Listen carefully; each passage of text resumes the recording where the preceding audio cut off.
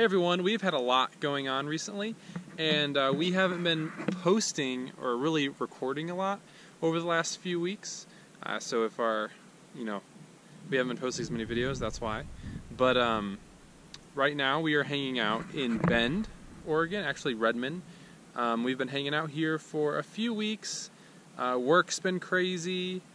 I've just been doing a lot of work. We've done some hikes in the area. We did a little bit of climbing at Smith Rock. And we've really just kind of been enjoying being next to a kind of a city area for a second, kind of restocking on a lot of things. But we also have a lot of things in the works. But right now we are boondocking in this really awesome spot. You got Mount Hood right out there. And overlooks Redmond down there. That's actually those rocks and those rocks up there. It's actually Smith Rock. It's a really nice site. But right behind me is our new truck.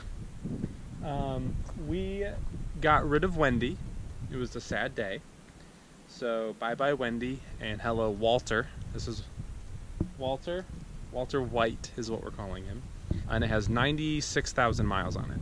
So it's in a little, there's some cosmetic issues with it. It's in a little rough shape in a couple spots. I wouldn't say rough, just a couple of things here and there. But it was a really good price. So we're hoping that it proves to be a nice, reliable vehicle for a good price.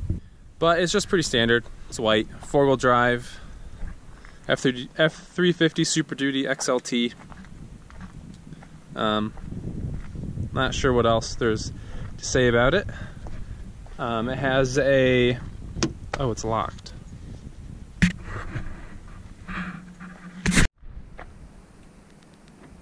It has automatic locks, people, and windows. Like, what is this? But anyway, it okay.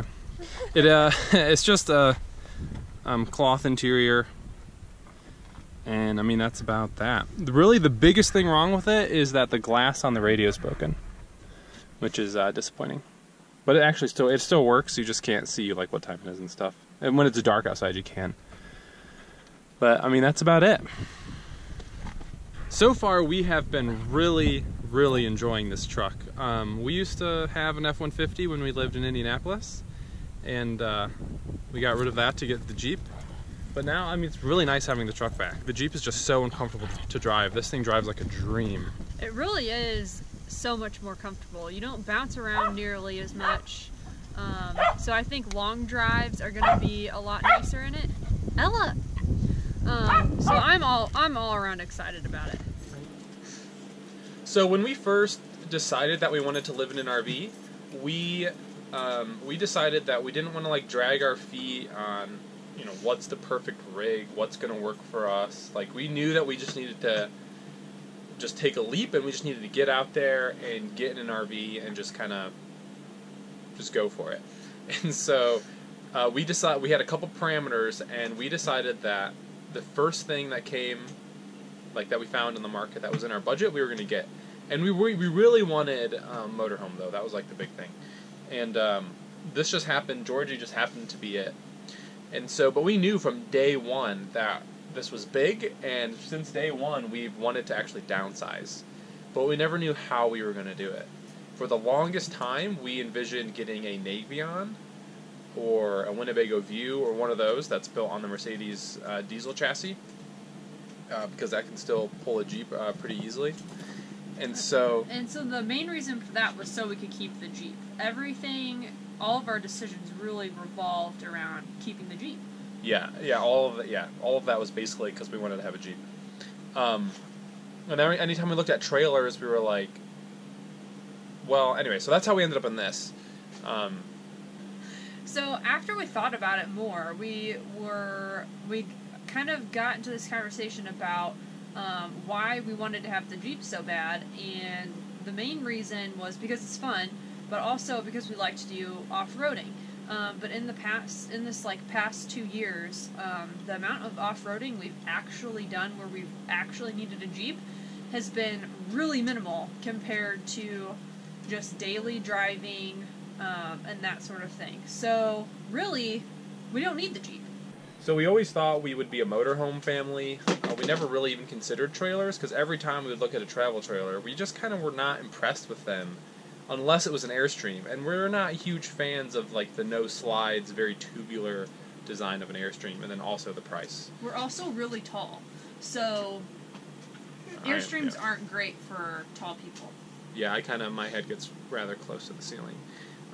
And so we just never really thought about trailers until we were in Mariposa, California, right outside of Yosemite, and there was this travel trailer that pulled in, and I thought like it looked pretty sweet, and so we started looking into it and looking into the brand, and it turned out to be perfect, exactly what we were looking for, and they like their claim to fame, or they tote themselves as being kind of like the best build quality, like right behind Airstream, except it's a traditional travel trailer, and they're only made in Oregon. And so when we came to Oregon, and when we actually saw one in person, we were hooked. And the floor plan we picked is just the perfect floor plan, we think, for exactly what we've been looking for a year now. We've been switching between trailers and motorhomes, and we could never find the thing that we felt really fit for us. And so we ended up getting an outdoors RV trailer. We are picking it up in a couple days, and so we're super excited. It is a lot smaller than Georgie, but I think the downsize is what makes it just more, like, that much more exciting. So the reasons we actually want to do the switch and are going to the trailer is, number one, we just wanted to downsize. We've always wanted to downsize. This thing is just huge.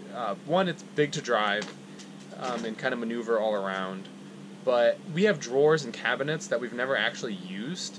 We had drawers and cabinets that we never opened from when we first moved in. We opened up these drawers and we're like, oh, look at this stuff we got from our house. Remember when we thought we'd need that? Like, it was just ridiculous. Like, we don't need this much space. And so that's kind of like the first thing. But then the second is that we're kind of just terrified that this motorhome is just going to explode on us one day. And like it's just not going to start. Like right now we're parked up on this like hill out in the middle of nowhere, and if we had to get a tow out of here, if they would even do it, it'd be so expensive. And so we're just kind of terrified about that. Just the idea, we have some friends, and there's so many horror stories of motorhomes just costing so much money, because you can only get them fixed in these kind of highly specialized shops that are going to charge you a ton of money. There's some things I can do myself, but I mean, I'm not at all a mechanical wizard, and for like a lot of the stuff, in order to get into the doghouse and even work on the engine, you need special tools, or it's just like really hard to even just get to. So we've kind of been really worried about that. And then we're also really excited to go from having to maintain 3 engines down to 1 engine, because with the generator in there. And so that was like the second reason. And kind of with that, we feel like it's a much better financial move for us. We are getting a brand new 2019 trailer, and it's kind of like the top of the line of travel trailers. And it's the same price that our 12-year-old motorhome was. And so it's actually not going to cost us any extra for the trailer, but where the extra cost is going to come in is with the truck. So now, we had to get this truck, so that costs a little bit extra. But we got a really good deal on it, so that wasn't too bad. Overall, I think we will end up saving money as far as repairs go, and gas, and that sort of thing. So in the end, like, a lot of people kind of debate between like what's better, a motorhome, a trailer. What kind of motorhome, what kind of trailer, fifth wheel, Class A, Class C, Class B, like, just, there's so many things, and everyone tends to think, like, when you're looking on forums and stuff, everyone seems to think that the way they do it is the way everyone should do it. Sometimes you see that. And when it comes down to it, you really don't know unless you try it. So, a trailer setup may end up working so much better for us than a motorhome, and we're not going to know unless we try it. And so we can always switch, to something else. If we want to. That's another huge thing about the trailer that I really like, is we can always, it's more modular. Like, we can switch out the truck through the tow vehicle, we can switch out the trailer independent of one another. And so that kind of gives you more flexibility there too. But we're just really excited to try this out. It'll be a whole new adventure. It's going to be a whole new set of challenges. But we're really excited. We've been so busy and this has been so much work because this is all happening really, really fast. We found a deal on the trailer, we found a deal on the truck, all in a matter of a couple days, but we're leaving town. We have to leave town, like, at the end of this week, and so everything had to happen within 2 weeks, like a week and a half. And so we actually, from the moment we got the truck and decided to purchase the trailer, like, we only have 2 or 3 days to downsize everything, get everything ready. So it's been crazy. Anyway, guys, thanks for living life with us. We'll see you in the next video, and don't forget to like this video and subscribe if you want to, you know, see all other videos that have to do with the trailer and all that stuff. That's it. Goodbye. That's everything. That's it. That's everything.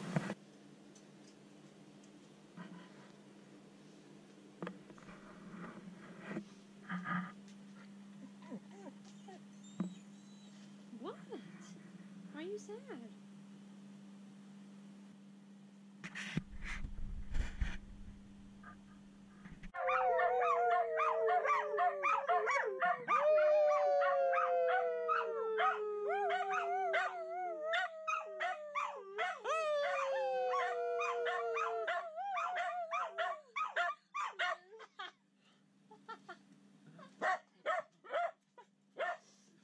Ella started a sudden howl.